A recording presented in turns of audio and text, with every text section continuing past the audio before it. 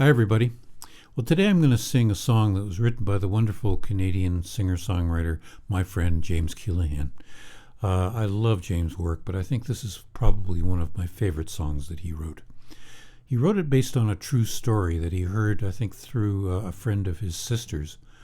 And it's set around the early years of World War II, shortly after Japan had entered the war.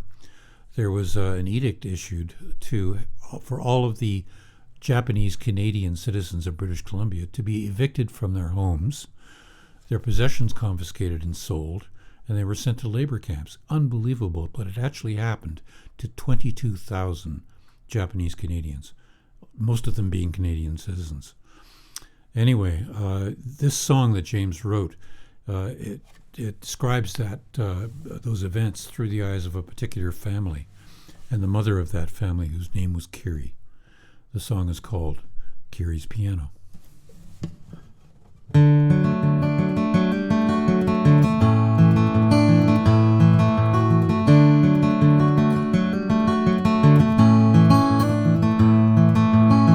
Of all of Kirito's joys, the thing she loved the best was to play her prized piano when the sun had gone to rest. I used to hear the notes drift down along the silent water as Kiri played the notes and scales for her dear sons and daughters. Now me, I play piano, though not as good as Kiri. She went in for that long-haired stuff, but my, she played it pretty. That old piano had a tone that would set my heart to aching. It always sounded sweetest, though, when it was Kiri playing.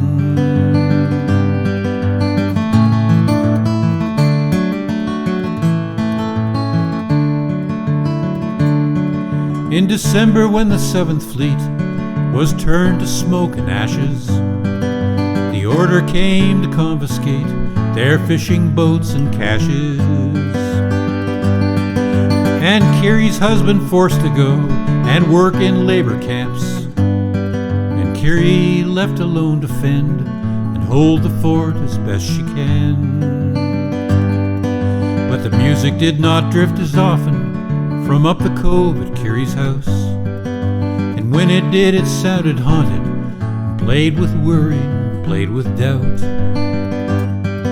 For Kiri knew that soon she too would be compelled to leave, and the old upright would stay behind, and Kiri, she would grieve.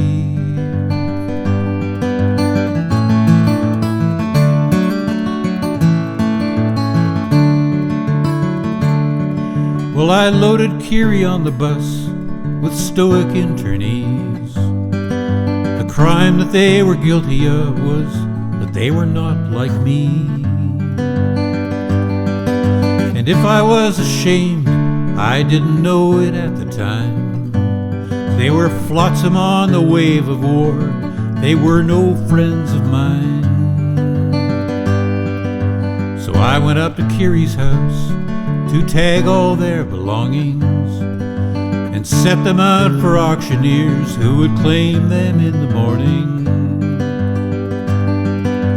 One piece that I thought I'd keep and hold back for myself was that haunting ivory upright that Kiri played so well.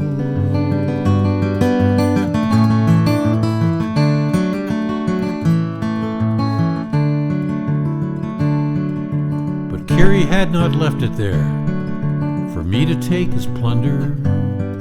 She'd rolled it down onto the dock and on into the harbor. That old upright in strangers' hands was a thought she couldn't bear, so she consigned it to the sea to settle the affair.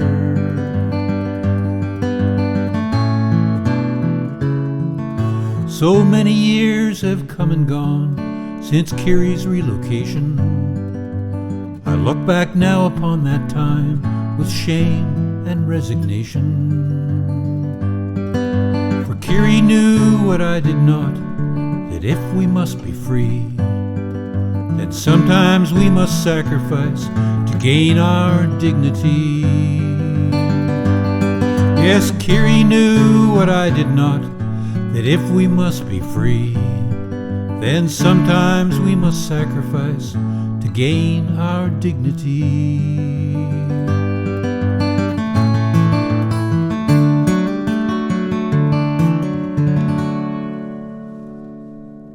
Kiri's Piano by James Keelaghan.